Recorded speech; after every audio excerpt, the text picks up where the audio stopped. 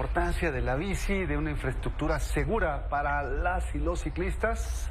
Agradecemos que nos acompañen aquí en el estudio la diputada Laura Ballesteros, Arely Carrión, integrante de Bicitecas, y Claudina de Gives, especialista en políticas públicas de movilidad sostenible, transporte y espacio público. Bienvenidas las tres. Hola, gracias. Un gusto que estén por acá. Buenísimo.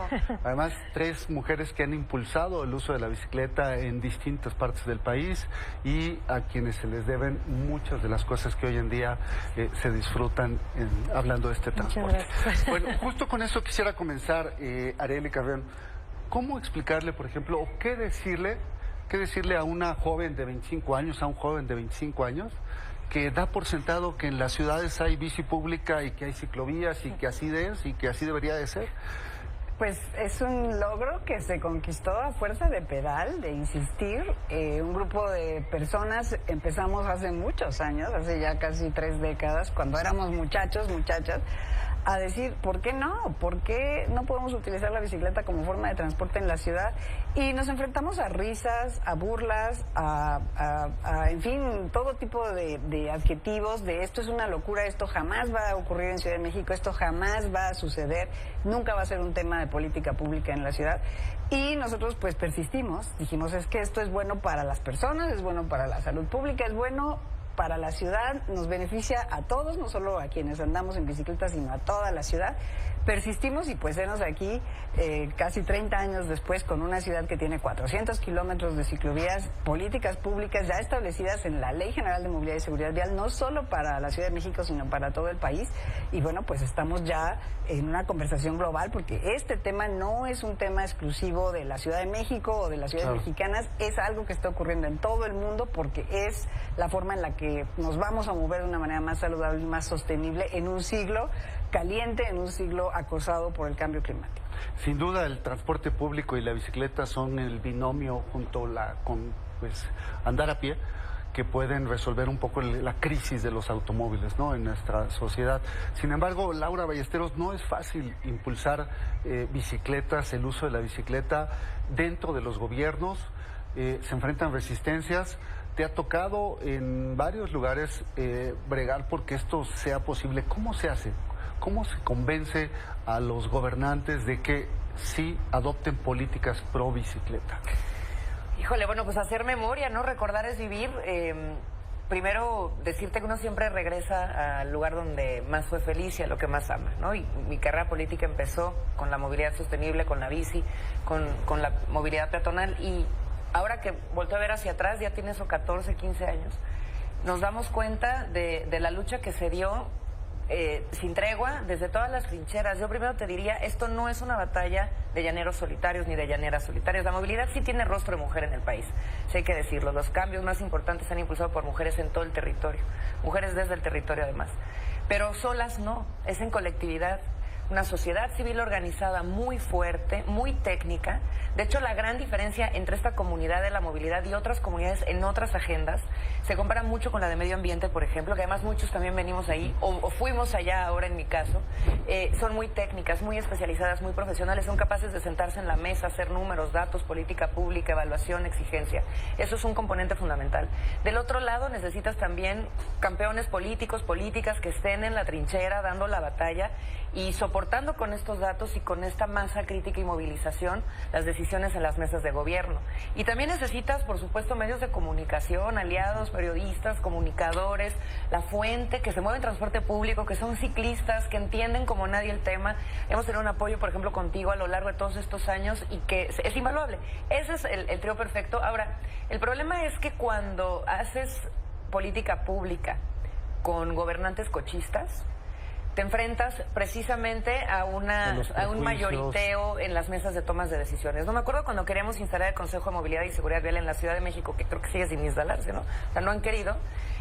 Era un regateo para saber cuántos lugares para ciclistas iba a haber en términos de los consejeros, cuántos para los de transporte público. Y yo decía, bueno, pero si 12 de los 15, 12 son cochistas, están sobre representados, empezando por el secretario. No, o sea, entonces al final creo que justo ese jaloneo es el que importa en términos de si se decide o no. Yo quizás cerraría como esta primera pregunta diciéndote, no podemos seguirlos consintiendo. Porque si a mí me preguntas qué haría distinto en todo lo que hemos impulsado durante muchos años, es dejar de estarles resolviendo las cosas en términos financieros, decir, no te preocupes, no va a costar, no te preocupes, voy a traer dinero internacional, ni lo vas a notar, apenas si vamos a movernos ni nos vas a notar, no. Al revés, ¿no? Al revés, bueno. Tiene que poner el dinero público donde está la mayoría.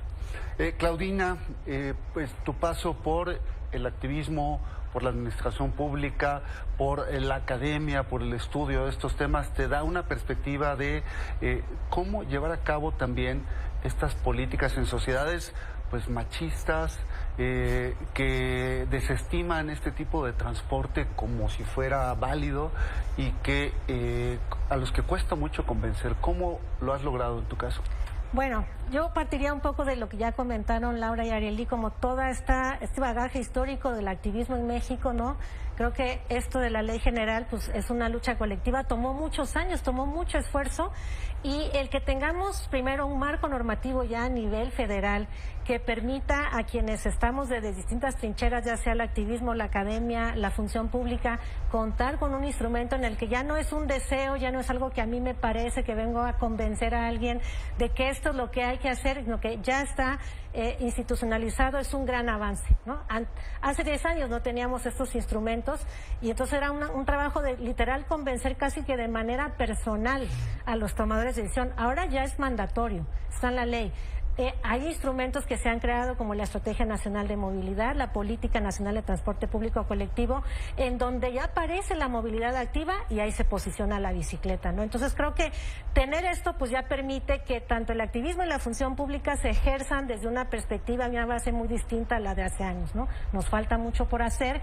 Sin embargo, creo que también esta permanente participación que ha habido desde que se inicia el movimiento ciclista, se empieza a impulsar leyes a nivel estatal, que ahorita todavía faltan algunas que se tienen que armonizar, pero bueno, estamos en ello, ¿no? Creo que esta participación que además ha ido caminando permanentemente de forma paralela, o sea, no ha habido una división en este trabajo que se ha hecho entre sociedad civil y gobierno, es muy importante, ¿no? Laura mencionaba como esta característica tan particular de el activismo en este tema donde hay perfiles técnicos. Eso ha permitido que esto haya avanzado y además que siga avanzando como ese apoyo, ese brazo, digamos, ciudadano. Entonces creo que mirando hacia atrás pues hemos avanzado bastante. Creo que la bici ya se ha posicionado. Me parece que además al tener una política nacional de transporte público colectivo ya también que empieza a tomar forma, la bici es un gran complemento del transporte público colectivo, ¿no? Sabemos que el transporte público colectivo no puede tener una cobertura como quisiéramos prácticamente hasta Puerta, pero justamente es ahí donde entra, ¿no?, la bicicleta. Arely, ¿cómo evaluar lo que se ha hecho en particular? ¿Qué errores se han cometido? No sé si a estas alturas podamos decir que ya debiéramos olvidarnos de estos carriles bicibús, de separar vialidades, de tener que avanzar hacia compartir con la micromovilidad, las calles. ¿Qué podrías tú evaluar de estos años? Pues mira, una conversación que tenemos viva entre algunos de los de la movilidad es que ha llegado ya el momento de empezar a pensar en redes de movilidad 2.0. O sea, no estar nada más discutiendo, disputando, pidiendo espacio en las calles para convivir con el transporte motorizado, sino empezar a tender redes verdes, arboladas, rodeadas de naturaleza, poder volver, empezar la discusión y el debate, decir, a ver, ¿dónde están nuestros ríos? ¿Dónde está el agua? Dar esos pasos verdaderamente mucho más ambiciosos. Y claramente, a lo mejor quienes nos escuchan en este momento van a decir, pues esta gente está loca, ¿no? Pues quieren rehacer la ciudad. Sí, se necesita rehacer las ciudades porque no son saludables como las hemos construido. Y fue justamente el ejercicio de soñar, de pensar, ¿dónde quiero que vivan mis hijos? ¿Dónde quiero que vivan mis nietos? ¿Cómo quiero un país saludable, seguro, ordenado, que sea equitativo para todas las personas, que no sean nada más nichos o pequeñas burbujas de bienestar en ciertas zonas ricas de la ciudad, sino realmente ciudades en las que podamos florecer como personas. Y eso significa pues repensar otra vez. Y eso claramente pues nos lleva a tener una conversación todavía más amplia, ya no nada más los de la movilidad trabajando en equipo de esta manera multisectorial que tan buenos resultados nos ha dado, sino empezar a hablar precisamente con el transporte público, con las empresas privadas, los concesionarios, el ordenamiento territorial. En fin, tenemos adelante muchas cosas que volver a discutir, pero es ir más allá. No podemos quedarnos solamente con lo que tenemos, que todavía más nos falta.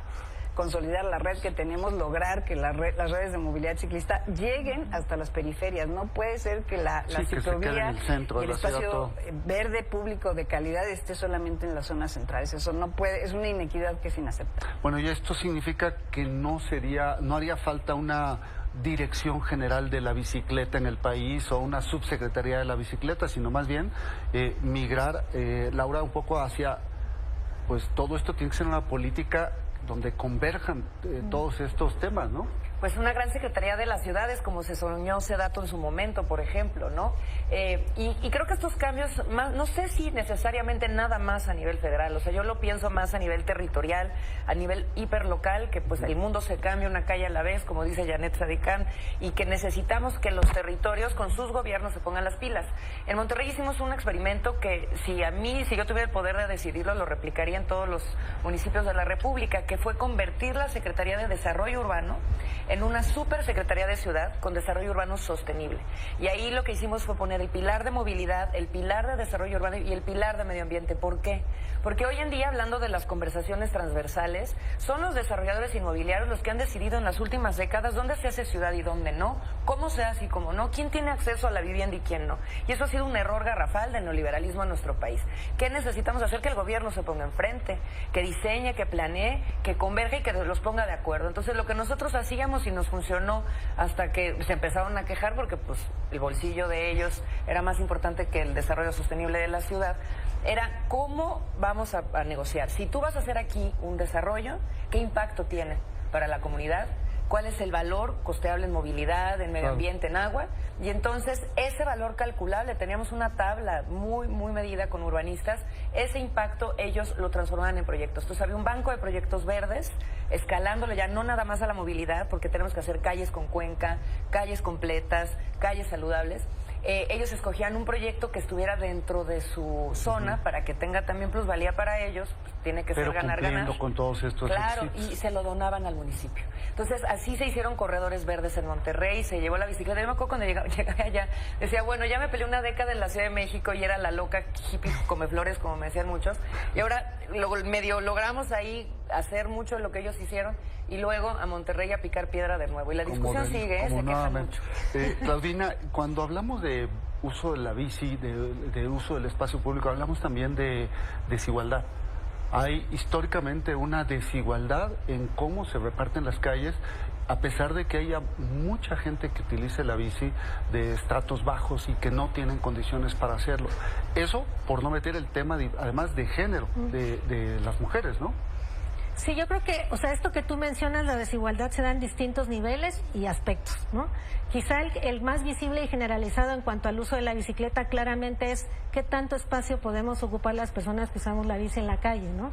Y esta falsa percepción de que estorbamos, de que no es nuestro lugar el arroyo vehicular y que hay que irse al parque. Eso es un comentario muy común cuando tú usas la bicicleta andando en la calle, ¿no? Entonces, esa primer capa de desigualdad es muy clara, y creo que también por eso es tan necesario seguir haciendo evidente cómo usamos el espacio público, que como lo dice su nombre es de todas y todos, y todas y todos tenemos derecho a usarlo independientemente de qué modo de transporte vayamos, ¿no?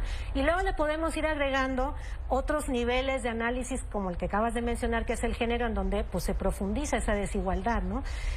Desafortunadamente, por cuestiones culturales también en México es real que no todas las mujeres saben andar en bicicleta, ¿no? Hay muchas mujeres que llegan a la edad adulta y no saben usar una bicicleta, y entonces crear espacios donde las mujeres, bueno, una cultura primero en donde desde niñas podamos usarla, ¿no? Que se generalice, ¿no? Como los niños y las niñas que ya empiezan con esas actividades, tener espacios donde las mujeres, adolescentes, adultas puedan empezar a usarla y pues empezar a tener toda esta noción de las ventajas que te da usar la bicicleta. Una que me parece que es de las más valiosas es la autonomía. O sea, cuando tú empiezas a experimentar esa autonomía que te da en tu movilidad la bicicleta siendo mujer, te cambian muchas perspectivas de cómo vivir la ciudad, ¿no? Por ejemplo, la seguridad.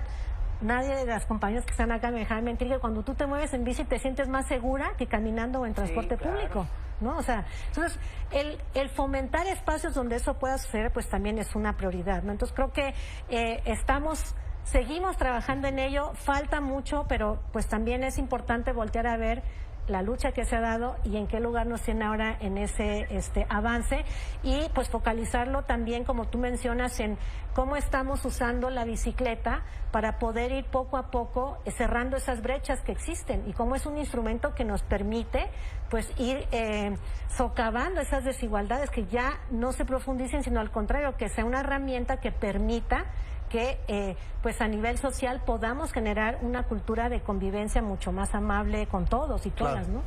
Bueno, vamos cerrando por temas de espacio, de tiempo. Arely, ¿cómo visualizas las ciudades mexicanas en el futuro inmediato? ¿Hay esperanza? Claro que sí, pues estamos dando una lucha territorial y de organización y de trabajo pues por vivir en espacios saludables, para que no haya ruido, para que haya seguridad en las calles. Yo no he conocido en los 30 años que llevo trabajando esto a alguien que me diga, ay, qué padre oír el ruido de las motos, que me despierten en la mañana en lugar del canto de los pájaros. Mejor bicis que motos. Claramente, pero además, ¿sabes? Nadie me ha venido a decir, ah, qué padre el perfume del smog, ¿no? A primera hora de la mañana. Nadie le gusta el ruido, ¿sabes? El estrés que producen las ciudades que hemos construido. Y si no nos gusta lo que tenemos, pues podemos soñar y trabajar para tener mejores espacios. No nada más queremos ver esto en las fotos de París, en los videos de Londres, en las series coreanas, ¿sabes? Estos otros espacios, porque es México, que tiene un clima maravilloso, que tenemos una flora, una fauna maravillosa, vivimos en una ciudad palaciega, muchas ciudades palaciegas en este país maravillosos, y no podemos disfrutar de nuestras ciudades porque las hemos destruido, porque nos hemos permitido diseñarlas para vivir en medio del estrés, la velocidad, el riesgo, el peligro. Podemos hacerlo diferente, pues para eso estamos trabajando. Laura, en 30 segundos también, ¿cómo te gustaría ver tus ciudades en el futuro inmediato? Yo creo que se puede también, soy una optimista, una eterna soñadora de que las cosas pueden cambiar, que el mundo al final del día se queme una calle a la vez y que en mi caso, como politóloga que viene de un ámbito político muy distinto quizás al técnico o al activista de Arely y de Claudina, es bien importante decir que no hay un lugar más perfecto donde la democracia se pueda vivir y los derechos se puedan comulgar que la calle. La calle te dice si una sociedad es igualitaria, si es clasista, si es racista, todos los derechos para todas las personas y tienen que ser en la calle, en la cuadra. Y eso es lo que a mí me ha movido siempre. Creo que yo eso sí es lo que sueño, que todo lo que hoy vemos expresado en la Constitución pueda ser vivido por las personas, especialmente niños y jóvenes en las calles. Y para eso creo que pues hemos hecho un equipo durante muchos años y pues muchísimas felicidades a todos y feliz día de la bicicleta. Claudina, ¿con qué cierras? Bueno, yo estoy convencida que ese cambio, por supuesto que es posible. Creo que el hecho de que después de muchos años sigamos encontrándonos en estos espacios es evidencia de esta voluntad como inquebrantable de las personas que llevamos pues ya mucho tiempo en estos temas de la movilidad de la bicicleta. Es ese convencimiento, ¿no?, de que esta visión de la que venimos hablando desde hace mucho es posible. Hemos visto cambios, o sea, para nosotros son tangibles, aunque a lo mejor habrá personas que piensen que no hemos avanzado, para nosotros y nosotras esos cambios son tangibles. Entonces, eso también creo que es lo que nos mantiene esta visión de que podemos vivir en una ciudad que permita que las personas podamos vivir en un estado de bienestar, movernos de manera sostenible, tener espacios que sean agradables para transitar y para estar, ¿no? Y uno de esos pues sería el de la bicicleta, por supuesto. Bien, como dice Robin Chase, hay que pasar los días construyendo el mundo en el que queremos vivir. Muchas gracias a las tres. Gracias. Bueno, ellas son Laura Ballesteros, Arely Carrión y Claudina de Gives.